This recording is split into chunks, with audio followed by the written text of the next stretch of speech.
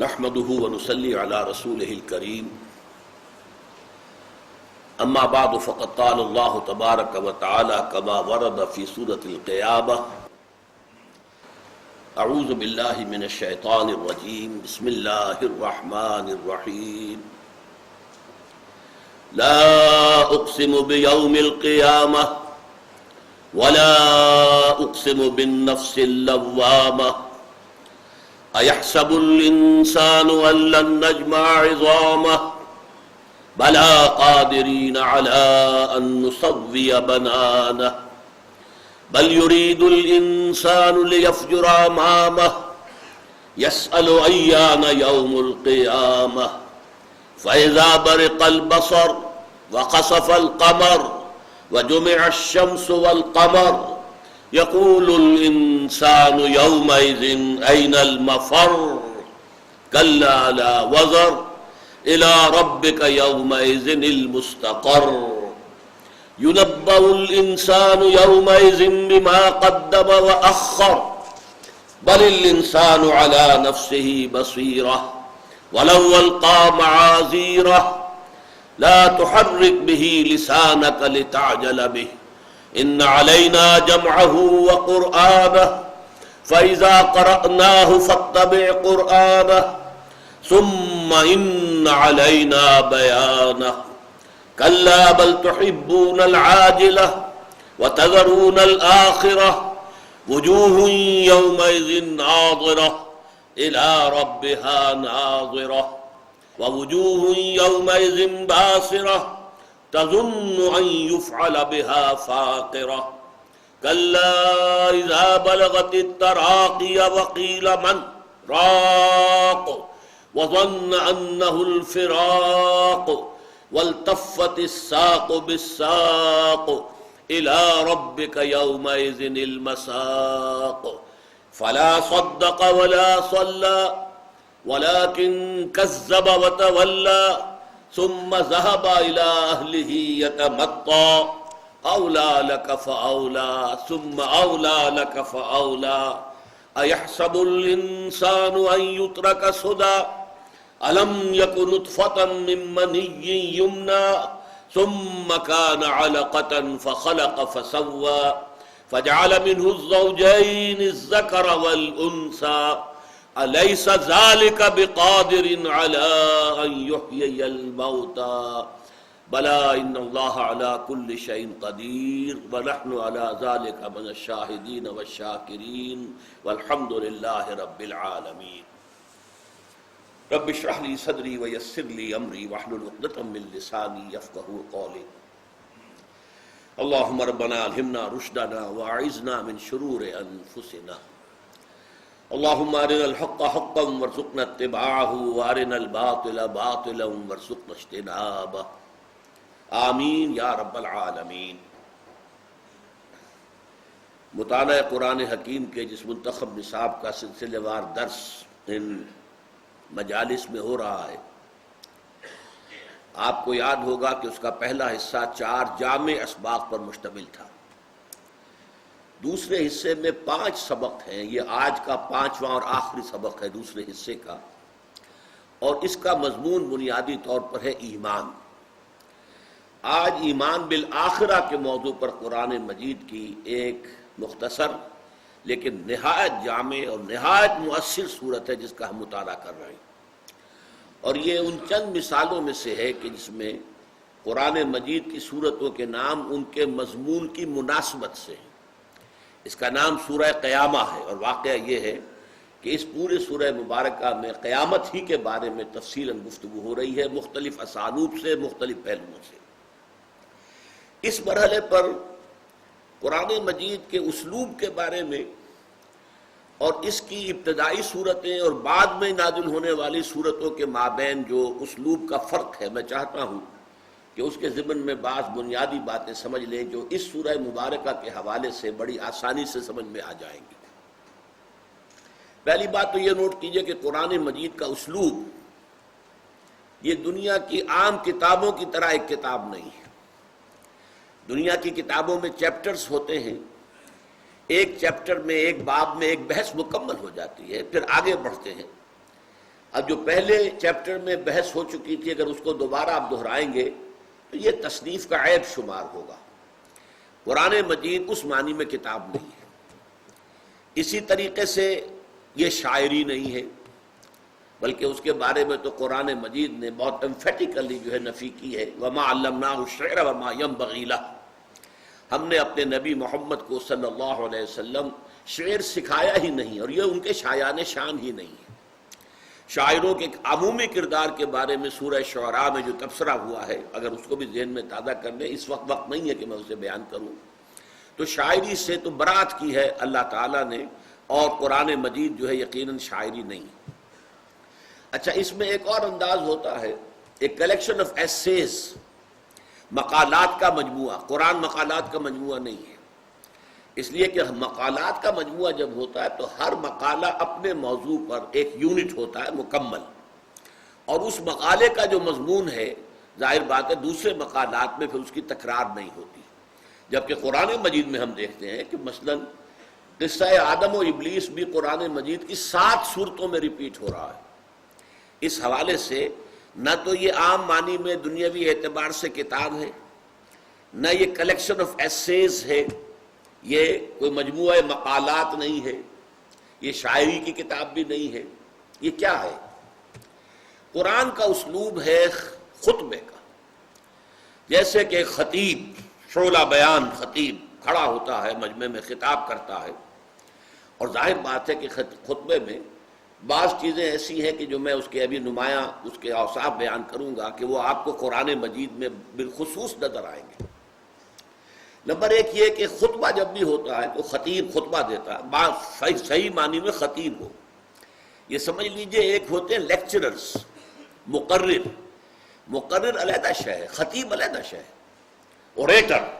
Oratory جسے کہا جاتا ہے انگریزی میں، وہ بالکل ایک دوسری شے ہے، اس میں جذبات اور اس میں جو ہے انسان کا احساسات کا جو دخل ہوتا ہے، جبکہ لیکچر میں ٹھنڈی ٹھنڈی بات ہوتی ہے، زیادہ عقل سے اپیل کیا جاتا ہے، خطبے میں جذبات سے اپیل کیا جاتا ہے، عقل سے بھی ہے لیکن یہ کہ جذبہ جو ہے وہ اس کے سامنے زیادہ رہتا ہے مخاطب کی حیثیت سے۔ نمبر 2 یہ کہ خطیب شروع میں بھی بہت جامع بات کرتا ہے، اگر نہیں کرے گا، پھسپھسی بات سے بات شروع کرے گا تو لوگوں کی توجہ اپنی طرف کھینچ ہی نہیں سکے گا۔ شروع میں بھی بات ہونی چاہیے بڑی شاندار، بڑے انداز سے، اور بات جو ہے جامع ہو، لوگوں کی توجہ کو ایک طرف اپنی طرف مبذول کر لے، ان کو پوزیس کر لے، ان کی توجہ کو۔ پھر یہ کہ دوران خطبہ مشرق مغرب شمال جنوب کی باتیں ہوں گی، لیکن آخر میں جا کر پھر نہایت جامع بات پر جو ہے خطبہ ختم ہوگا، تاکہ خطیب جو کچھ کہنا چاہتا ہے وہ لاسٹنگ امپریشن لے کر جو اس کے سامنے ہیں، جو سامعین تھے اس مجلس میں جنہوں نے وہ خطبہ سنا ہے، وہ جب جائیں تو ان کے ذہنوں پر ایک امپریشن بہت گہرا ہو، اور وہ ظاہر بات ہے کہ لاسٹنگ امپریشن ہوتا ہے۔ یہی چیز آپ دیکھیں گے قرآن مجید میں سورتوں کی ابتدائی آیات، اختتامی آیات بڑی اہم ہوتی ہیں، بہت جامع ہوتی ہیں، انہیں فواتح سور اور خواتیم سور کہا جاتا ہے، وہ آیتیں جن سے سورتوں کا آغاز ہوتا ہے اور وہ آیتیں جن سے سورتوں کا اختتام ہوتا ہے، فواتح اور خواتیم، وہ بہت جامع ہوتی ہیں۔ اس کی بہت سی مثالیں میں دے سکتا ہوں لیکن اس وقت اس کا موقع نہیں۔ تیسری بات جو خطبے کے اندر بہت خاص ہوتی ہے وہ تحویل الخطاب ہے۔ آپ کو معلوم ہے کہ ایک خطیب فرض کیجئے کہ مسجد کے ممبر پر کھڑا ہوا تقریر کر رہا ہے، یا کسی پولیٹیکل پلیٹ فارم پر جلسے میں کھڑا تقریر کر رہا ہے، تو کبھی وہ حاضرین سے اس طور سے خطاب کرے گا گویا کہ وہ موجود نہیں ہے، صیغہ غائب کے اندر خطاب شروع کر دے گا۔ لوگوں کو یہ جاننا چاہیے اور لوگوں کو یہ سمجھنا چاہیے، حالانکہ وہ سمجھانا چاہ رہا ہے ان کو، بجائے یہ کہنے کہ آپ کو یہ سمجھنا چاہیے، آپ کو یہ جان لینا چاہیے، اس کی بجائے لوگوں کو یہ سمجھ لینا چاہیے، یہ بات لوگوں کی سمجھ میں آ جانی چاہیے۔ کبھی وہ غائب کو حاضر فرض کرتا ہے۔ ایوب خان کے زمانے میں کوئی مقرر کھڑا ہوتا تھا، جنرل صاحب ذرا ہوش کیجئے، ہوش ٹھکانے آنے چاہیے، آپ کیا کر رہے ہیں، غلط کام کر رہے ہیں۔ حالانکہ ظاہر بات ہے جنرل ایوب تو مجمع میں موجود نہیں ہوتے۔ آج بھی کوئی مقرر کرے گا اور وہ جنرل مشرف کو مخاطب کر لے گا جلسے کے اندر کھڑے ہو کر یا اپنے خطبہ جمعہ کے اندر، حالانکہ وہ وہاں موجود نہیں ہے۔ تو کبھی غائب کو حاضر فرض کر لینا، کبھی حاضر کو غائب فرض کر کے گفتگو کرنا، اور ابھی ایک سے بات ہو رہی تھی، ابھی کسی اور سے بات شروع ہو گئی۔ اس میں یہ ہوتا ہے کہ مقالے میں اور کتاب میں بھی ہوتا ہے، لیکن وہاں یہ کہ انڈیکیشن دی جاتی ہے۔ مصنف یا مقالہ نگار یہ کہتا ہے اب میں چند باتیں ان حضرات سے کہنا چاہتا ہوں، یہ انڈیکیشن دے کر وہ اپنا خطاب کا رخ بدلتا ہے کہ ابھی کچھ اور لوگوں سے خطاب ہو رہا تھا، لیکن اب میں چند باتیں، چند گزارشات ان لوگوں کی خدمت میں پیش کرنا چاہتا ہوں۔ یہاں یہ نہیں ہوگا، کوئی انڈیکیشن نہیں ہوگی، بات فوراً جو ہے تحویل خطاب ہو جائے گا۔ ابھی کسی سے گفتگو ہو رہی تھی، ابھی کسی اور سے شروع ہو گئی ہے، ابھی منکرین قیامت سے بات ہو رہی تھی، ابھی اہل ایمان سے بات شروع ہو گئی ہے، ابھی جو مخالفین تھے حضور کے ان سے بات ہو رہی تھی، ابھی حضور سے بات شروع ہو گئی ہے، اور اس میں کوئی انڈیکیشن نہیں ہوتی کہ یہ بات اب ہم ان سے کہہ رہے ہیں۔ یہ آپ کو سمجھنا ہوتا ہے قرآن مجید کا سے آپ کو سباق جو ہے آیات کا، کہ اب یہاں پر رخ بدل گیا ہے، یہاں خطاب بدل گیا ہے۔ ایک بات اور نوٹ کر لیجئے قرآن مجید کے اسلوب کے اعتبار سے، کہ جو جدید زمانے میں ایک بلینک ورس کا تصور ہے، آزاد نظم، اس سے کچھ قرآن مجید کی کچھ صورتیں جو ہیں اس کے مشابہ ہیں، کہ جیسے ایک شاعری جو ہوتی ہے، شعر اصل میں غزل ہے، نظم ہے، اس میں تو یہ کہ ردیف اور قافیہ اور وزن یہ ساری چیزیں آئیں گی، بحر اس بحر سے باہر ہو گیا، وزن سے یہ خارج ہو گیا، وغیرہ وغیرہ، یہاں سکتا ہو گیا، وہ تو ساری شرطیں پوری کرنی پڑتی۔ بلینک ورس میں یہ نہیں ہے، وہاں یہ کہ ایک مصرع چھوٹا ہے، ایک لمبا چلا جا رہا ہے۔ البتہ یہ کہ جو قوافی ہوتے ہیں ان میں کچھ مناسبت ہوتی ہے۔ قرآن مجید میں جو بڑی صورتیں ہیں اور ان میں جو بڑی آیتیں آتی ہیں، اگرچہ ان میں بھی فواصل کہیں گے، ہم قوافی نہیں کہیں گے، قافیہ شعر کے لیے کہتے ہیں، شعر کا یہ قافیہ ہے، لیکن یہ ہے کہ قرآن مجید میں آیات کے فواصل، یعنی جہاں پر کہ آیت ختم ہوتی ہے اس کے اندر کچھ صوتی آہنگ ہوتا ہے، اس میں کوئی شک نہیں، لیکن بڑی لمبی آیتوں میں وہ نمایاں نہیں ہوتا، چھوٹی صورتوں کے اندر چھوٹی آیتوں بہت نمایاں ہوتا ہے۔ میں نے ابھی اسی لیے ایک خطبے کے انداز میں آپ کو سورہ قیامت سنائی ہے، میں نے عام قرات کا جو انداز ہوتا ہے، تلاوت کا جو انداز ہوتا ہے، وہ اختیار نہیں کیا۔ آج سورہ قیامت جو میں نے پڑھی آپ کے سامنے، اس میں خطبے کا انداز ہے، اگر میں کھڑے ہو کر یہ خطبہ دے رہا ہوتا تو وہ اور انداز جو ہے واضح ہو جاتا۔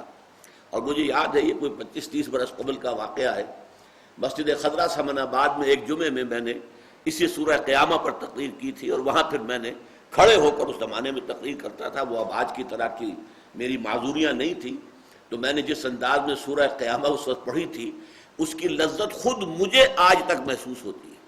تو اس کے اندر خطاب کا انداز جو ہے، خطبے کا انداز بہت نمایاں ہے۔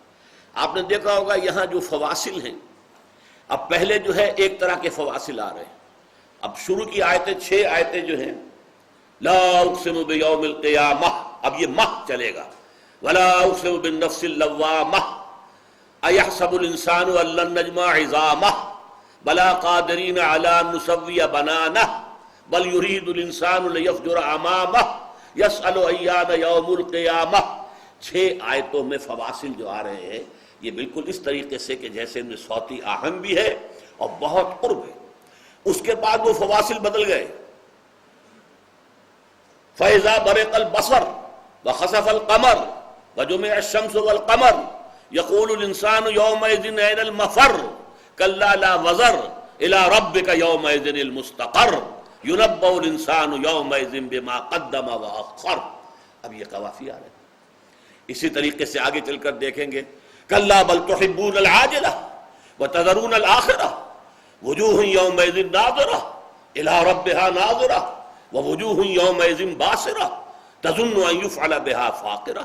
اب یہ وہ قوافی، اس کے بعد پھر بدلتا ہے، كَلَّا إِذَا بَلَغَتِ التَّرَاقِيَ وَقِيلَ مَنْ رَاقٍ وَظَنَّ أَنَّهُ الْفِرَاقُ وَالْتَفَّتِ السَّاقُ بِالسَّاقِ إِلَىٰ رَبِّكَ يَوْمَئِذٍ الْمَسَاقُ۔ پھر آخری دوسرا رکوع جو ہے 10 آیتیں، وہ ایک ہی فواصل پر چلیں گے، فَلَا صَدَّقَ وَلَا صَلَّى وَلَٰكِنْ كَذَّبَ وَتَوَلَّى ثُمَّ ذَهَبَ إِلَىٰ أَهْلِهِ يَتَمَطَّىٰ أَوْلَىٰ لَكَ فَأَوْلَىٰ ثُمَّ أَوْلَىٰ لَكَ فَأَوْلَىٰ أَيَحْسَبُ الْإِنسَانُ أَن يُتْرَكَ سُدًى أَلَمْ يَكُ نُطْفَةً مِّن مَّنِيٍّ يُمْنَىٰ ثُمَّ كَانَ عَلَقَةً فَخَلَقَ فَسَوَّىٰ فَجَعَلَ مِنْهُ الزَّوْجَيْنِ الذَّكَرَ وَالْأُنثَىٰ أَلَيْسَ ذَٰلِكَ بِقَادِرٍ عَلَىٰ أَن يُحْيِيَ الْمَوْتَىٰ۔ یہ میں نے تجزیہ کر کے آپ کو بتایا کس طور سے ان کو ہم سٹینزاز کہہ سکتے ہیں، کہ یہ جو ہے بلینک ورس کے انداز کی یہ جو ہے آزاد نظم محسوس ہو رہی ہے، اور اس میں جو مختلف اس میں آتے ہیں حصے، ان میں جو فواصل ہیں وہ کس قدر صوتی آہنگ کتنا نمایاں ہے۔ تو پہلی بات تو میں نے آج عرض کی، خاص طور پر یہ پہلو چونکہ سورہ قیامہ میں بہت نمایاں ہے، یہ خطبے کے انداز میں، یہ اوریٹری ہے، اس کے اندر اس میں جذبات سے اپیل ہے، اس میں عقلی اور منطقی بات بہت کم ہے، وہ دبی ہوئی ہے، چھپی ہوئی ہے، موجود ہے لیکن وہ نمایاں نہیں، خفی انداز میں ہے۔ باقی اصل جو ہے انسان کے جذبے سے اپیل کی گئی، اور پھر یہ کہ اس کا انداز جو ہے میں نے جیسا کہ آپ کو بتایا، اگر مل سکتا ہے کسی درجے میں تو بلینک ورس یا آزاد شاعری سے مل سکتا ہے۔ دوسری بات میں یہ چاہتا ہوں کہ آپ پر واضح ہو جائے کہ قرآن مجید کی جو صورتیں ابتدا میں نازل ہوئیں اور جو بعد میں نازل ہوئیں، اب بعد میں نازل ہونے والی مکی صورتیں بھی ہیں، ظاہر بات ہے کہ 13 برس ہیں مکی، 10 برس ہیں مدنی، تو مکی زمانہ جو ہے اس کے بھی وسط کے بعد سے وہ صورتیں نازل ہونی شروع ہو گئیں جو طویل بھی ہیں اور جن میں آیتیں بڑی لمبی لمبی ہیں، اور یہی پھر وسط جو ہے مدنی صورتوں میں اور نمایاں ہو جاتا ہے کہ آیتیں طویل، صورتیں طویل، اور آیتیں جو ہے وہ خود اپنی جگہ پر بہت لمبی لمبی۔ ان میں جو فرق ہے اسلوب کا وہ بہت نمایاں ہے۔ مثلا یہ کہ اس کا تقابل ہم یہاں کر لیتے ہیں، اس لیے کہ ہمارا پچھلا سبق جو تھا سورہ تغابن، اس کے 2 رکوع تھے، وہ لیٹر مدنی پیریڈ کی صورت ہے، یعنی دور جو قیام مدینہ منورہ ہے حضور کا، اس کا لیٹر ہاف، سن 5 ہجری کے بعد، یہ ہے سورہ تغابن کا زمانہ نزول۔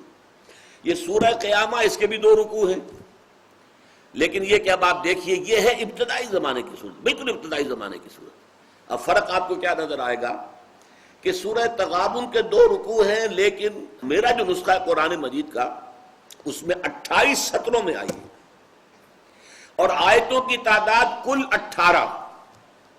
سورہ قیامہ کی بھی 2 رکوع ہیں لیکن 18 سطروں میں آ گئی ہے، اور آیتوں کی تعداد 40۔ دس از دی کنٹراسٹ۔ یہاں چھوٹی چھوٹی آیتیں، لا اقسم بیوم القیامہ ولا اقسم بالنفس اللوامہ ایحسب الانسان ان لن نجمع عظامہ، چھوٹی چھوٹی آیتیں۔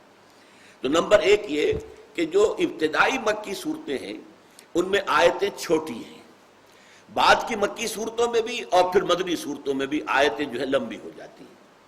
پھر یہ کہ ابتدائی دور کی مکی صورتوں میں صوتی آہنگ بہت نمایاں، جیسا کہ ابھی میں نے آپ کو سورہ قیامہ پڑھ کر سنائی ہے، کس قدر اس کے اندر یوں سمجھیے ڈیوائن میوزک ہے، اس کے اندر، اس میں ایک ملکوتی غنا ہے، ایک موسیقی ہے، یہ ڈیوائن میوزک ہے، اس کے اندر وہ صوتی آہنگ موجود ہے، وہ فواصل کا معاملہ، اس کی مناسبت موجود ہے۔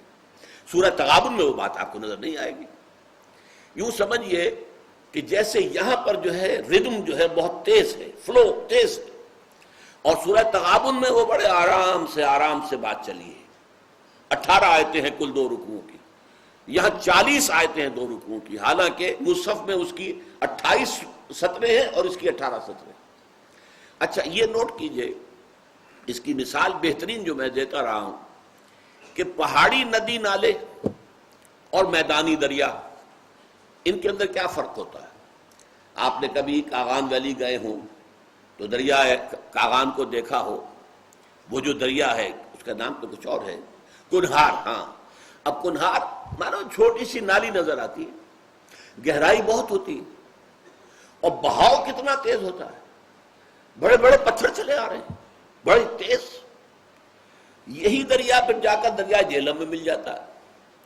آگے دریا جہلم کو دیکھیے، پنجاب کے اندر آرام سے چلا آ رہا ہے، پاٹ اب چوڑا ہو گیا ہے، گہرائی کم ہو گئی۔ دریائے سندھ کو دیکھیے آپ، یہ اگر آپ بلتستان کے ایریا میں دیکھیں گے تو بعض جگہوں پر تو لکیر نظر آتی ہے صرف، کیونکہ آپ پہاڑ کی اونچائی پر ہیں، دونوں طرف اونچے اونچے پہاڑ ہیں، ان دونوں کے درمیان وادی کے اندر سے دریا گزر رہا ہے، اوپر سے ایک لکیر نظر آتی ہے اور اس کی گہرائی کا آپ اندازہ نہیں کر سکتے، بہت گہری۔ وہ تو پہاڑ جو ہیں جا رہے ہیں نیچے تک، اور ان کا جو نیچے باٹم تک وہ دریا جو ہے اوپر اس کی چوڑائی بہت کم ہے۔ وہی دریائے سندھ، اس میں جوش و خروش ہے اور بہاؤ ہے اور تیزی ہے، شور ہے، موجیں اٹھ رہی ہیں، جھاگ اٹھ رہا ہے، لیکن وہی دریائے سندھ جا کے دیکھ لیجئے، کہیں 12 میل چوڑا ہو گیا، کہیں 14 میل چوڑا ہو گیا، کہیں کتنا چوڑا ہو گیا ہے، لیکن نہ وہ جوش و خروش ہے، نہ وہ شور اور ہنگامہ ہے، بڑے آرام سے پرسکون طور پر وہ دریا چل رہا ہے۔ تو جو یہ لمبی آیات قرآن مجید کی ہیں اور مکی صورتوں کا جو آخری دور ہے اور مدنی صورتیں تقریباً سب وہ میدانی دریاؤں کے مانند ہیں، چوڑی آیات، بڑی آیات، فلو جو ہے بہت پرسکون، بڑے اطمینان کے ساتھ، بغیر کسی خاموشی کے، بغیر کسی شور و شغب کے، بغیر کسی جوش کے، وہ آرام سے چل رہا ہے۔ اور یہ جو ہماری ابتدائی صورتیں ہیں ان کا جو معاملہ ہے وہ زیادہ یہ دریائی جو نالے ہوتے ہیں، دریا ہوتے ہیں، پہاڑی نالے اور دریا، یہ ان کے ساتھ اس اعتبار سے ذرا نوٹ کر لیجئے کہ یہ ان صورتوں کے اسالیب کے بارے میں اس سے مناسبت اگر قلبی پیدا ہو جائے، ذہنی مناسبت پیدا ہو جائے، تو پھر یہ کہ آپ کو ایک لطف آتا ہے، قرآن کے پڑھنے میں لطف آتا ہے، اس سے کیف حاصل ہوتا ہے۔ قرآن مجید کے اندر غنا ہے، آپ کو معلوم ہے حضور نے تاکید کی ہے، من لم یتغن بالقرآن فلیس منا، اتنی شدید وعید، جو شخص قرآن مجید کو اچھے سے اچھے غنا کے انداز میں پڑھنے کی کوشش نہیں کرتا وہ ہم میں سے نہیں ہے۔ فرمایا زین القرآن باصواتکم، اگر اللہ نے تمہیں اچھی آواز دی ہے تو اچھی آواز سے، حسن صوت سے، حسن قرات کے ساتھ قرآن کو پڑھو، قرآن کو مزین کرو اپنی آوازوں سے۔ اگر اچھی آواز اللہ نے آپ کو دی ہے تو آپ قرآن کو پڑھتے ہوئے اس اچھی آواز کو استعمال کیجئے، قرآن مزین ہو جائے گا، قرآن کے اندر جو ہے وہ ایک اور ہی کیفیت آپ کو محسوس ہوگی۔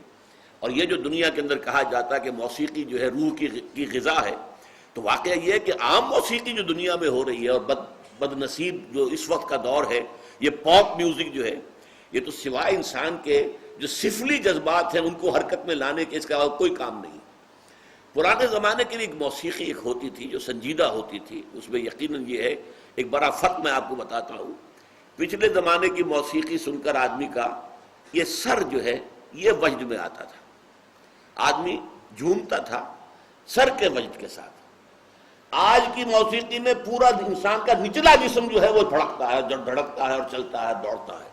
یہ انسان کے سفلی اور گھٹیا اور نچلے جذبات کو حرکت دلانے والی شے ہے۔ لیکن قرآن مجید کی موسیقی زین القرآن باصواتکم من لم یتغن بالقرآن فلیس منا وتغنوہ، اس کو بڑی غنا کے ساتھ پڑھا کرو۔ اور یہاں تک کہ آپ نے ایک صحابی حضرت ابو موسیٰ اشعری رضی اللہ تعالی عنہ، ان کو اللہ نے بہت عمدہ آواز دی تھی، جیسے بعض صحابہ خوبصورت بہت تھے۔ حضرت دحیہ کلبی رضی اللہ تعالی عنہ بہت حسین انسان تھے، چنانچہ حضرت جبرائیل جب انسانی شکل میں آتے تھے تو حضرت دحیہ کی صورت اختیار کر کے آتے تھے، دحیہ کلبی۔ اسی طرح صوت جو ہے، صوتی آہنگ اور اچھی آواز، یہ اللہ تعالیٰ نے حضرت ابو موسیٰ اشعری کو عطا فرمائی تھی۔ تو ایک مرتبہ حضور رات کو گشت پر تھے، آپ نے دیکھا حضرت ابو موسیٰ اشعری کے مکان کے قریب سے، مکان کیا ہوتا تھا، حجرے ہوتے تھے چھوٹے چھوٹے سے، وہاں یہ تھوڑا ہی تھا کہ اب یہ اتنا بڑا باہر کا کمپاؤنڈ ہے، پھر اس کے اندر جو ہے وہ کوئی ڈیوڑی آئے گی، پھر چھوٹے چھوٹے حجرے تھے۔ تو حضور حضرت ابو موسیٰ اشعری کے حجرے کے بعد کھڑے ہو کر قرآن سنتے رہے۔ وہ قرآن پڑھ رہے تھے رات کو تہجد میں، اور جس کیفیت کے ساتھ پڑھ رہے تھے تو حضور کافی دیر تک کھڑے ہو کر سنتے رہے۔ پھر اگلی صبح فجر میں جب ملاقات ہوئی تو حضور نے تحسین فرمائی، یا ابا موسیٰ انک قد اوتیت مزمارا من مزامیر آل داود، اے ابو موسیٰ اشعری، آپ کو تو اللہ نے آل داود کے سازوں میں سے ایک ساز عطا کیا ہے۔ حضرت داؤد علیہ السلام کو اللہ تعالیٰ نے لحن داؤدی مشہور ہے، بہت اچھی آواز، حسین آواز دی تھی۔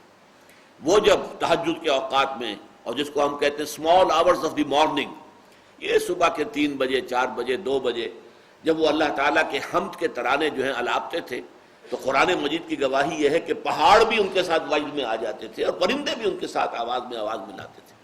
یہ تاثیر تھی لحن داؤدی کی حضرت داؤد علیہ السلام کے پڑھنے میں۔ تو حضور نے فرمایا جیسے اللہ تعالیٰ نے حضرت داؤد کے گلے میں ایک ساز رکھ دیا تھا، وہ ساز کوئی باہر کا ساز نہیں ہے بلکہ وہ گلے کے اندر ساز ہے جو اللہ تعالیٰ نے بہترین آواز دی ہے، خوبصورت آواز دی ہے، ایک غنا والی جو ہے غنائی آواز دی ہے۔ تو جیسا اللہ تعالیٰ نے یہ مزمار عطا کیے تھے آل داؤد کو، اے ابو موسیٰ تمہیں بھی اللہ نے انک قد اوتیت مزمارا من مزامیر آل داود، آل داود کے سازوں میں سے ایک ساز اللہ نے عطا کر دیا۔ تو یہ چیزیں جو ہیں جیسا کہ میں نے عرض کیا کہ ابتدائی جو صورتیں ہیں ان میں یہ بہت نمایاں ہے، یہ آہنگ اور یہ تیز فلو اور ایک خاص جو ہے صوتی اس کا اثر ہے اس کے اندر۔ اور میں نے تو آپ کو اپنا تجربہ بتایا ہے کہ بعض صورتوں سے مجھے کچھ ایک طرح سے آج میں سوچتا ہوں تو کہتے ہوئے بھی مجھے ڈر لگتا ہے، لیکن یہ کہ کیفیت تھی مجھ پر یہ کہ مجھے کچھ بوجھ سا تھا، انقباس ہوتا تھا۔ سورہ رحمان، سورہ واقعہ اور سورہ دہر، جس میں یہ زیادہ ذکر ہے جنت کی نعمتوں کا اور یہ حور اور غلمان اور شرابیں اور فلاں اور فلاں اور فلاں اور میوے اور پھل اور یہ اور وہ اور دودھ کی نہریں اور شہد کی نہریں، یہ جو ہے افراطی تھی۔ یہ تو ہمارے جو دنیا دار لوگ ہیں ان کی دلچسپی کی چیزیں ہیں، روحانیت سے ان چیزوں کا کیا سروکار ہے؟ تو طبیعت میں ایک طرح کا ایک حجاب سا تھا ان صورتوں سے۔ واقعہ یہ ہے میرا یہ حجاب رفع ہوا ہے جب شیخ القراء محمود خلیل حسنی رحمۃ اللہ علیہ ان کا میں نے قرات کردہ سورہ رحمان کا ریکارڈ سنا ہے اور سورہ واقعہ کا۔ یہ آئے تھے صدر ناصر صاحب جب آئے تھے، 50s کی بات ہے، جب صدر ناصر صاحب دورے پر آئے تھے پاکستان کے، تو ان کے ساتھ قاری محمود خلیل حسنی آئے تھے۔ انہوں نے جو نیو ٹاؤن کی مسجد ہے اس میں بھی ایک محفل قرات منعقد کی تھی۔ پھر کچھ عرصے کے بعد وہ یہاں بھی آئے اور یہاں جامعہ اشرفیہ میں ان کی محفل تھی، وہاں انہوں نے سورہ واقعہ پڑھی پوری کی پوری، اور میں حیران ہوں، کوئی دلیل نہیں، کوئی منطق نہیں، لیکن میں نے اس قرات کو سنتے ہوئے محسوس کیا کہ میرے قلب کے اوپر سے وہ پردہ، وہ حجاب یا وہ زنگ جو ہے اتر رہا ہے خود بخود۔ یہ اس کا صوتی اثر ہے، قرآن مجید کی آواز کے اندر ایک اثر ہے۔ اسی لیے قرآن مجید کو اگر کوئی شخص سمجھتا نہیں ہے، اگر پڑھتا ہے صحیح طور پر، وہ بھی کسی نہ کسی فائدے سے محروم نہیں رہتا۔ ہاں، قرآن اس لیے آیا کہ آپ سمجھیں، اسے سمجھ کر پڑھیں، اس لیے آیا کہ آپ اس پر عمل کریں، لیکن یہ کہ محض قرآن کی تلاوت چاہے وہ سمجھ میں نہ آئے، اس کے اندر جو ملکوتی غنا ہے، جو ڈیوائن میوزک ہے، وہ یقیناً انسان پر اثر انداز ہوتی ہے۔ بہرحال یہ چند باتیں میں نے چاہی تھی کہ آج اس سورہ قیامہ کے حوالے سے آپ حضرات کے سامنے رکھوں۔ اب آئیے ہم اس کا لفظ بلفظ مطالعہ شروع کرتے ہیں۔ بسم اللہ الرحمن الرحیم۔ لا اقسم بیوم القیامہ، یہاں یہ نوٹ کیجئے، یہ بھی قرآن کی اسالیب میں سے ایک اسلوب ہے۔ قرآن مجید میں پنکچویشنز نہیں ہیں، فل سٹاپ قرآن میں نہیں ہے۔ یہ آیتوں کے نشان بھی بعد میں لگائے گئے ہیں۔ حضور کے زمانے میں، دور صحابہ میں آیتوں کے نشان بھی نہیں تھے کہ یہاں آیت ختم ہو گئی، یہاں یہ نہیں، کچھ نہیں۔ اور یہ جو لکھے ہوتے ہیں کہیں قف، یہاں رک جاؤ، یہاں وقف لازم ہے، یہاں لا لگا ہوا، یہاں مت رکنا، یہ ساری چیزیں جو ہے ڈائریکشنز، یہ اجمیوں کے لیے ہیں، ان لوگوں کے لیے جن کی مادری زبان عربی نہیں ہے۔ قرآن مجید جن لوگوں کے لیے ابتداء نازل ہوا تھا وہ عرب تھے، ان کی اپنی زبان تھی، انہیں ان چیزوں کی ضرورت نہیں تھی، وہ سمجھتے تھے۔ اس حوالے سے یہاں اصل میں لا اقسمو، اگر لا کو اقسمو کے ساتھ جوڑ کر پڑھیں گے تو اس کا ترجمہ ہوگا میں قسم نہیں کھاتا، لیکن یہ نہیں ہے۔ مفسرین نے لکھا کہ لا یہاں زائدہ ہے، بے معنی ہے، نہیں، بے معنی نہیں ہے، قطعاً نہیں ہے، یہ غلط بات ہے، بلکہ یہاں لا کے بعد ایک وقفہ ہے، لا اقسم بیوم القیامہ، جسے ہم انگریزی میں کوما لگائیں گے، نے I swear by the day of resurrection۔ یہ نے اور نے کے بعد ایک کوما، اس کا مطلب یہ نے علیحدہ ہے۔ کیا مطلب ہے؟ تمہارے ذہنوں میں جو خناس بھرا ہوا ہے وہ غلط ہے، تمہیں جو شکوک و شبہات ہے قیامت کے وقوع میں وہ غلط ہے، تمہاری ساری باتیں پادر ہوا ہیں، میں ان سب کی نفی کرتا ہوں۔ لا اقسم بیوم القیامہ، میں قسم کھاتا ہوں قیامت کے دن کی۔ اور ایک تو نمبر سمجھیے، قیامت کہتے کسے؟ ہمارے ہاں اردو میں غلط العام کے طور پر قیامت کہتے ہیں الساعہ کو۔ قرآن مجید میں دو الفاظ علیحدہ علیحدہ ہے، الساعہ۔ جب جب قیامت جسے ہم قیامت کہتے ہیں آئے گی اور یہ سارے کرے ٹکرا جائیں گے اور سورج سوا نیزے پر آ جائے گا اور زلزلہ آئے گا، یا ایھا الناس اتقوا ربکم ان زلزلۃ الساعۃ شیء عظیم، یہ جو قیامت کا ساعت کا زلزلہ ہے وہ بہت بڑی شے ہے، اسے قرآن قیامت نہیں کہتا، وہ الساعہ والساعۃ ادھیٰ وامر، وہ جو ہے ساعہ، جبکہ یہ ہلچل بچ جائے گی پوری کائنات کے اندر، تباہی آئے گی، وہ در حقیقت بہت ہی کڑوی شے ہے اور بہت ہی وہ خوفناک شے ہے۔ قیامہ کا لفظ اصل میں قرآن مجید میں ہے ریزریکشن کے لیے، جب قبروں سے اٹھ کر کھڑے ہو جائیں گے۔ فَإِذَا هُمْ قِيَامٌ يَنظُرُونَ، قیامہ بعد سے بادل موت کے لیے لفظ قیامہ ہے، نوٹ کر لیجئے، اس لیے کہ قیامت جسے ہم کہتے ہیں وہ در حقیقت اس کے کئی مرحلے ہیں۔ پہلے سور پھونکا جائے گا، ایک زلزلہ آئے گا، بہت پرہیبت معاملہ ہوگا، بہت خوفناک صورت ہوگی۔ فَصَعِقَ مَنْ فِي السَّمَاوَاتِ وَمَنْ فِي الْأَرْضِ إِلَّا مَنْ شَاءَ اللَّهُ، جو بھی آسمانوں میں ہوں گے زمین میں ہوں گے سب بے ہوش ہو کر گر جائیں گے سوائے اس کے کہ جن کو اللہ چاہے۔ عام خیال یہ کہ سوائے حملۃ العرش، وہ جو فرشتے ہیں جو اللہ کے عرش کو اٹھائے ہوئے صرف وہ بچیں گے، ان پر موت طاری نہیں ہوگی، ورنہ ساری آسمانی مخلوق پر، تمام فرشتوں پر، تمام جنات پر، تمام انسانوں پر موت طاری ہو جائے گی۔ یہ ہے الساعہ۔ اب اس کے بعد کتنا عرصہ گزرے گا ہم نہیں جانتے، پھر دوبارہ سور میں پھونکا جائے گا، ثم نفخ فیہ اخری فاذا ہم قیام ینظرون، جب دوبارہ سور میں پھونک ماری جائے گی تو وہ سب کے سب کھڑے ہوں گے۔ یخرجون من الاجداث سراعا کانہم الی نصب یوفضون، وہ اپنی اپنی قبروں سے نکل کر ایسے دوڑیں گے جیسے کہ کوئی ہدف ہے جس تک پہنچنا ہے، انہیں دوڑ لگا رہے ہیں ایک دوسرے کی طرف۔ یہ ہے قیامت۔ اس روز پھر انسان کو اللہ کے سامنے کھڑے ہونا پڑے گا، جواب دہی کرنی پڑے گی۔ Grand accountability of the day of judgement, he will have to face it. تم کیا کر کے لائے ہو، میں نے تمہیں کیا کیا کیا کیا دیا اور تم نے کیا کیا، اس کا حساب کتاب ہوگا۔ اس کے لیے ایک حدیث بڑی جامع ہے کہ فرمایا لن تزول قدم ابن آدم حتی یسأل عن خمس، ابن آدم، آدم کی نسل کے کسی فرد کے قدم ہل نہیں سکیں گے کٹہرے سے۔ جیسے عدالتوں میں آپ نے دیکھا ہوگا ملزم یا ملزم کہنا چاہیے کھڑا ہوا ہے کٹہرے کے اندر، اس پر جرا ہو رہی ہے، حساب کتاب ہو رہا ہے، وکیل سوال کر رہا ہے، جج سوال کر رہا ہے، تو وہ کٹہرے میں کھڑا ہے۔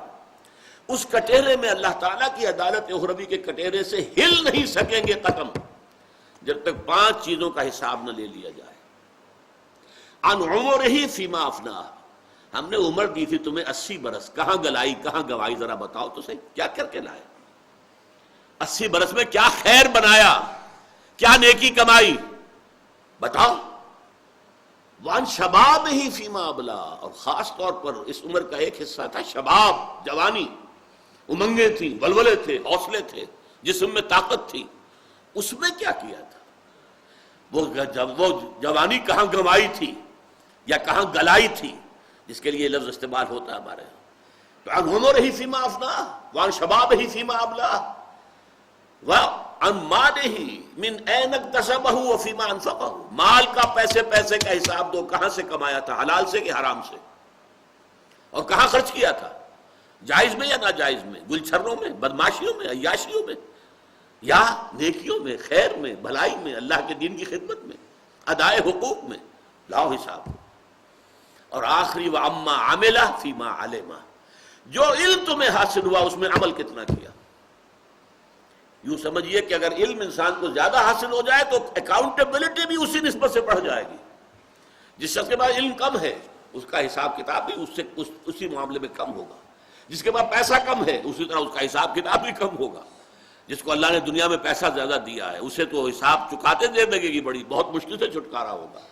جیسے انکم ٹیکس والے اگر IRA جو ہے امریکہ میں، وہ اگر کسی کے اوپر ہاتھ ڈال دے تو پھر ان کے لیے قیامت آ جاتی ہے۔ وہ تو پھر یہ کہ اس کے چنگل سے نکلنا کسی انسان کے بس کا روگ نہیں ہے۔ اسی طریقے سے یہ انکم ٹیکس کا دنیا میں حساب جو ہوتا ہے، اللہ تعالیٰ جب حساب لے گا عن مالہ من این اکتسبہ وفیما انفقہ، تو یہ دن جو ہے لا اقسم بیوم القیامہ، تمہیں اس دن کے بارے میں کوئی شک ہے، شبہ ہے، کوئی مغالطہ ہے، تم اسے مستبعد سمجھتے ہو، تم سمجھتے ہو کہ انہونی بات ہے، میں قسم کھاتا ہوں کہ وہ ہو کر رہے گا۔ یہ بالکل وہی اسلوب ہے جو ہمارے پچھلے درس میں تھا سورہ تغابن میں، زعم الذین کفروا ان لن یبعثوا، یہ کافر جو ہیں اس زوم میں مبتلا ہو گئے، اس خام خیالی میں مبتلا ہو گئے کہ انہیں اٹھایا نہ جائے گا۔ قل بلا وربی لتبعثن ثم لتنبؤن بما عملتم، کہہ دیجئے اے نبی کیوں نہیں، اور مجھے اپنے رب کی قسم ہے تم لازماً اٹھائے جاؤ گے اور پھر تمہیں جتلا دیا جائے گا جو کچھ کہ تم کر کے لائے۔ یہ وہی انداز ہے، لا اقسم بیوم القیامہ ولا اقسم بالنفس اللوامہ، اور نہیں میں قسم کھاتا ہوں نفس لوامہ کی۔ اس پہ سارا استدلال جو اس سے پہلے ہم پڑھ چکے ہیں قیامت کے بارے میں، استدلال کیا ہے؟ وہ جو کانٹ نے استعمال کیا ہے، اے کریٹیک آف پریکٹیکل ریزن، انسان میں نیکی اور بدی کا شعور ہے تبھی تو ہمارا ضمیر ہمیں ملامت کرتا ہے۔ ہم کوئی غلط کام کر بیٹھتے ہیں تو اندر سے کوئی چیز ہمیں ملامت کرتی ہے، چاہے کسی اور کو بھی پتہ نہیں چلا کہ تم نے یہ غلط حرکت کی ہے، لیکن some thing with in you, تمہاری اپنی شخصیت کے اندر کچھ شے ہے ان بلٹ، وہ کہتی ہے تم نے غلط کام کیا، تمہیں یہ نہیں کرنا چاہیے تھا، تم نے زیادتی کی ہے، تم نے جھوٹ بولا ہے، تم نے وعدہ خلافی کی ہے، تم نے فلاں کا حق مارا ہے، تم نے اس پر تہمت لگا دی ہے۔ یہ جو نفس لوامہ ہے، نفس ملامت گر، یہ جو ہمارا کانشنس ہے، یہ جو ہمارا ضمیر ہے، یہ دلیل ہے کہ قیامت ہو کر رہے گی، کیونکہ اگر نیکی نیکی ہے اور بدی بدی ہے تو دنیا میں تو نیکی کا اچھا بدلہ اور بدی کی سزا نہیں ملتی، حرام خور یہاں عیش کرتے ہیں، اور جو شخص کاربند ہو جائے کہ حلال ہی پر اکتفا کرنی ہے، اسے 2 وقت کی سوکھی روٹی مشکل ملے گی۔ یہاں تو خیر کے لیے، حالانکہ قاعدہ تو یہ ہے کہ گندم از گندم بے رویت، جو سے جو، گندم سے گندم پیدا ہوتی ہے، جو سے جو پیدا ہوتا ہے۔ نیکی کا نتیجہ اچھا نکلنا چاہیے، بدی کا نتیجہ برا نکلنا چاہیے، لیکن یہاں نہیں نکلتا۔ اس کا مطلب یہ ہے کہ یہ دنیا، this world, it is incomplete regarding moral law, regarding the physical law it is complete. آپ اگر زبان پر انگارہ رکھیں گے جل جائے گی، آپ اگر سنکھیا کھائیں گے چاہے غلطی سے کھایا، آپ نے کچھ اور سمجھا تھا، اسے ٹافی سمجھ لیا تھا، منہ میں ڈال لیا، کھا گئے، لیکن مر جائیں گے چاہے آپ کی نیت کچھ بھی تھی۔ اس لیے کہ فزیکل لا جو ہے وہ یہاں افیکٹو ہے، وہ لازماً اپنا نتیجہ نکالتا ہے، مورل لا نتیجہ نہیں نکالتا۔ آپ نے جھوٹ بولا، زبان پر چھالا تک نہیں پڑا، آپ کسی کا مال ہڑپ کر گئے، پیٹ میں درد بھی نہیں ہوا، آپ نے یتیم کا مال ہڑپ کر لیا، اپنی بہنوں کا حصہ مار لیا وراثت کا، کھا گئے سارا کا سارا، کچھ بھی نہیں ہوا آپ کو۔ لہذا یہ مورل لا کے اعتبار سے یہ دنیا نامکمل ہے، ایک اور دنیا ہونی چاہیے جس میں کہ وہ مورل لا بھرپور طریقے پر وہ وہاں پر افیکٹو ہو، نتیجہ خیز ہو، وہاں پر اس کے نتائج نکلے، بھلائی کا بھلا بدلہ ملے اور برائی کی بری سزا ملے۔ یہ دلیل ہے، یہ ہم پہلے پڑھ چکے ہیں۔ یہاں اسے صرف ایک نظم کے اسلوب میں، یہاں قسم کے اسلوب میں بیان کر دیا گیا ہے۔ ان دونوں قسموں کا مقسم علیہ یہاں نہیں آیا، کس چیز پر قسم کھائی گئی؟ یہاں گویا کہ محذوف ہے کہ ان الدین لواقع، جیسے سورہ زاریات کی میں مثال دیتا ہوں، والزاریات ذروا فالحاملات وقرا فالجاریات یسرا فالمقسمات امرا انما توعدون لصادق وان الدین لواقع۔ جس چیز کا تمہیں جس وعدہ کیا جا رہا ہے یا دھمکی دی جا رہی ہے وہ سچا ہے، ہو کر رہے گا، اور جزا و سزا واقع ہو کر رہے گی۔ یہ جزا و سزا کا وقوع جو ہے، اس کا یقینی ہونا، یہ در حقیقت یہاں مقسم علیہ ہے۔ لا اقسم بیوم القیامہ ولا اقسم بالنفس اللوامہ ایحسب الانسان ان لن نجمع عظامہ۔ کیا انسان یہ سمجھتا ہے کہ ہم اس کی ہڈیاں جمع نہ کر سکیں گے؟ یہ وہ عام آدمی جو کہتے تھے جب ہم ہڈیاں ہو جائیں گے، ہماری جو ہے مٹی ہو کر مٹی میں مل جائیں گے، ہماری ہڈیاں بھی جو ہے وہ کھرکھری اور بربری ہو جائیں گی، یہ سب کے پھر ہمیں دوبارہ اٹھا لیا جائے گا۔ ہیہات لما توعدون، انہونی بات ہے، انہونی بات ہے، نہیں ہو سکتا۔ یہ خامخواہ کی بات کہہ رہے ہیں، یہ ہو ہی نہیں سکتا۔ اوآباؤنا الاولون، کیا ہمیں بھی اٹھا لیا جائے گا؟ ہمارے آباء و اجداد جنہیں مرے ہوئے سینکڑوں برس ہو گئے، انہیں بھی دوبارہ اٹھا لیا جائے گا؟ نہیں، یہ انہونی بات ہے۔ اس میں اصل شے کیا ہے؟ اللہ تعالیٰ کی صفت قدرت کی نفی ہے۔ دیکھیے یہاں جن لوگوں سے گفتگو ہو رہی ہے، یہ معین کر لیجئے پہلے، وہ اللہ کے منکر نہیں ہے، وہ منکر ہے قیامت کے، ریزریکشن کے، بعث بعد الموت کے۔ اللہ کے منکر نہیں ہے۔ اللہ کے ساتھ فرض کیجئے انہوں نے شریک ٹھہرا لیے، لیکن یہ کہ وہ انکار اللہ کا نہیں ہے۔ کسی مشرکانہ نظام میں ایک بڑے خدا کا انکار نہیں ہے۔ اللہ، بڑا اللہ، وہ ایک ہی ہے، عربوں کے نزدیک بھی وہ ایک ہی تھا۔ آلہہ یہ چھوٹے تھے، چھوٹے معبود، لات، عزیٰ، منات، حبل، یہ سب چھوٹے معبود تھے۔ بڑے جی سے لکھے جانے والا گاڈ وہ چاہے یونان میں اور چاہے روم میں وہ ایک ہی رہا ہے ہمیشہ، لیکن چھوٹے جی سے گاڈز اینڈ گاڈیسز وہ بے شمار ہیں، ان کے کنبے ہیں، خاندان ہیں، ان کی بیویاں ہیں، ان کے فلاں ہیں، ان کی ڈائناسٹیز ہیں، ان کی تعداد آپ گن نہیں سکتے، وہ گاڈز اینڈ گاڈیسز ہیں، لیکن انہیں لکھا جائے گا چھوٹے جی سے، بڑے جی سے نہیں۔ ہندوستان میں پرماتما مہادیو تو ایک ہے، مہادیو کس کا مطلب یہ ہے دی گریٹسٹ دیوتا، وہ تو ایک ہی ہوگا نا۔ مہا کسے کہتے ہیں؟ مہاتما کسے کہتے ہیں؟ مہا آتما، فلاں شخص جس کی روح بہت بڑی ہے، جو روح کے اعتبار سے، روحانی اعتبار سے بہت اونچا ہے، مہا بھارت، دی گریٹر بھارت۔ تو اسی طریقے سے ایک ہے مہادیو، بڑا دیوتا، اور دیویاں اور دیوتا بے شمار ہے، مہادیو تو ایک ہی ہے۔ تو خدا کا انکار نہیں تھا، انکار تھا ریزریکشن کا۔ اب ظاہر بات ہے کہ یہاں پر جو اعتراض کیسے ہوگا، اس کا مطلب یہ کہ اللہ تعالیٰ کی صفت قدرت کی نفی ہو رہی ہے۔ اللہ ہر شے پر قادر نہیں تو وہ اللہ نہیں، اگر وہ ہر شے پر قادر نہیں تو وہ خدا نہیں ہے، پھر وہ تو علی کل شیء قدیر ہے، جو چاہے کرے، فعال لما یرید ہے۔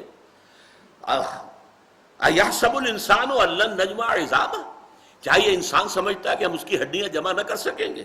بلا، کیوں نہیں۔ اب یہاں دیکھیے وہ بھی خطابی انداز ہے، دلیل نہیں ہے، بلا کیوں نہیں، قادرین علی ان نسوی بنانہ، ہم تو اس پر قادر ہیں، اس کی ایک ایک پور درست کر دیں گے۔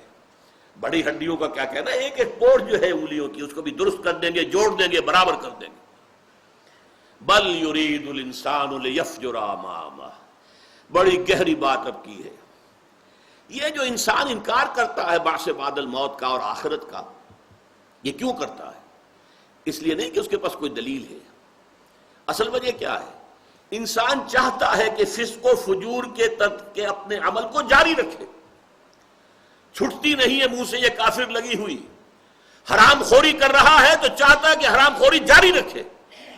اگر آخرت کو مان لے گا تو گویا کہ سیلف سینسر دل کے اندر بیٹھ جائے گا کہ آپ کوئی حرام خوری مت کرو، جواب دہی کرنی ہوگی، کسی پر ظلم نہ کرو، جواب دہی کرنی ہوگی، بدلہ ملے گا، سزا ملے گی۔ تو قیامت کی وجہ سے انسان کو اپنے طرز عمل پر نظر ثانی کرنی پڑتی ہے۔ یہ بالکل ایسے ہی ہے جیسے کہ محاورتاً ہم کہتے ہیں کہ کبوتر جو ہے اگر دیکھے کہ بلی مجھ پر جھپٹ رہی ہے تو وہ اپنی آنکھیں بند کر لیتا ہے۔ اب اس کا یہ مطلب تو نہیں کہ بلی غائب ہو گئی، بلی تو آئے گی، جھپٹے گی، کھا جائے گی، آنکھیں بند، وہ دیکھ نہیں سکتا، دیکھنے کی تاب نہیں لاتا، اپنی آنکھیں بند کر لیتا۔ اسی طریقے سے یہ لوگ آخرت اور قیامت سے اپنی آنکھیں بند کرنا چاہتے ہیں۔ لیفجرا، فسق و فجور کی زندگی جو انہوں نے اختیار کی ہوئی ہے، امامہ، اپنے آگے، اپنے مستقبل میں اس کو جاری رکھنا چاہتے ہیں۔ ایک رائے یہ بھی ہے کہ اپنے ضمیر کے سامنے ڈٹائی کے ساتھ وہ یہ چاہتے ہیں کہ درو گویم بر روئے تو، اپنے ضمیر کو ڈانٹ کر کہہ رہا انسان، تو جتنا چاہے مجھے ملامت کر لے، میں نے حرام خوری کرنی ہی کرنی ہے۔ یہ گویا کہ بل یرید الانسان لیفجر امامہ، اصل سبب یہ ہے کہ یہ قیامت کا انکار کرتا ہے، آخرت کا انکار کرتا ہے۔ یسأل ایان یوم القیامہ، پوچھتا ہے کب ہوگا قیامت کا دن۔ یہ قرآن مجید میں بہت جگہوں پر آیا، جب دلیل سے وہ زچ ہو جاتے تھے، اچھا جی بتاؤ کب ہوگا، یہ بتاؤ۔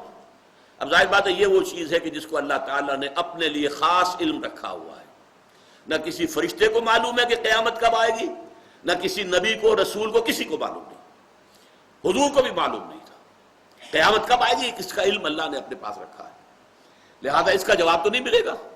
تو گویا کہ وہ منہ بند کرنے کے لیے کہتے تھے ایان یوم القیامہ، اچھا پر بتاؤ کب ہوگا۔ اب چونکہ یہ جواب بھی، یہ سوال استفہام کا نہیں تھا بلکہ زج کرنے کے لیے تھا، جواب میں بھی سمجھانے کا انداز نہیں ہے بلکہ ڈانٹ ڈپٹ زجر۔ فَإِذَا بَرِقَ الْبَصَرُ، تو جب نگاہیں چدھیا جائیں گی، وَخَسَفَ الْقَمَرُ، چاند بے نور ہو جائے گا، یا یہ کہ سورج کے اندر دھس جائے گا، وَجُمِعَ الشَّمْسُ وَالْقَمَرُ، اور چاند اور سورج یکجا کر دیے جائیں گے، چاند جو ہے سورج میں دھس جائے گا۔ یہ کوئی بڑا حادثہ جو میں نے کہا تھا، وہ جو الساعہ ہے، اس میں کہ ہمارا یہ سارا نظام جو ہے نظام شمسی، اس میں بہت بڑا خلل اور بہت بڑا اختلال رونما ہوگا۔ اس موضوع پر ایک بڑی اچھی کتاب لکھی تھی یہ جو بشیر الدین محمود صاحب جو یہ افغان مسئلے میں بہت انوالوڈ رہے اور اس کے بعد ان سے بھی بہت کچھ جو ہے پوچھ گچھ کی گئی ہے پاکستان میں. تو انہوں نے کتاب لکھی تھی mechanics of the doomsday, اس لیے کہ وہ فزسسٹ ہیں، فزکس کے ماہر ہیں. تو انہوں نے قیامت کیسے آئے گی اس کو اس جدید جو ہے فلکیات، علم فلکیات کے حوالے سے، کاسمولوجی کے حوالے سے انہوں نے اس پر بحث کی ہے. اس پہ مجھ سے انہوں نے فارورڈ لکھوایا تھا، وہ میں نے لکھا تھا. بہرحال اس وقت صرف اس کا حوالہ دے رہا ہوں، جس کا بھی جی چاہے وہ کتاب حاصل کرے اور جو فزکس جانتا ہو پڑھ سکتا ہو. فَإِذَا بَرِقَ الْبَصَرُ وَخَسَفَ الْقَمَرُ وَجُمِعَ الشَّمْسُ وَالْقَمَرُ يَقُولُ الْإِنسَانُ يَوْمَئِذٍ أَيْنَ الْمَفَرُّ. یہی انسان اس وقت کہے گا ہے کوئی بھاگ جانے کی جگہ، کہیں مجھے پناہ مل جائے گی کہ نہیں. کَلَّا لَا وَزَرَ، نہیں، کوئی ٹھکانہ نہیں، کوئی پناہ گاہ نہیں، کوئی محفوظ جگہ نہیں. اِلَىٰ رَبِّكَ يَوْمَئِذٍ الْمُسْتَقَرُّ، اس دن تو تمہیں لازماً کشاں کشاں اپنے رب کے حضور ہی میں جا کر کھڑے ہونا ہے. يُنَبَّأُ الْإِنسَانُ يَوْمَئِذٍ بِمَا قَدَّمَ وَأَخَّرَ، اور اس دن انسان کو بتا دیا جائے گا جو کچھ کہ اس نے پیچھے چھوڑا اور جو کچھ کہ آگے بھیجا، یا جسے اس نے مقدم کیا یا جسے مؤخر کیا. بارک اللہ لی ولکم فی القرآن العظیم ونفعنی وإیاکم بالآیات والذکر الحکیم.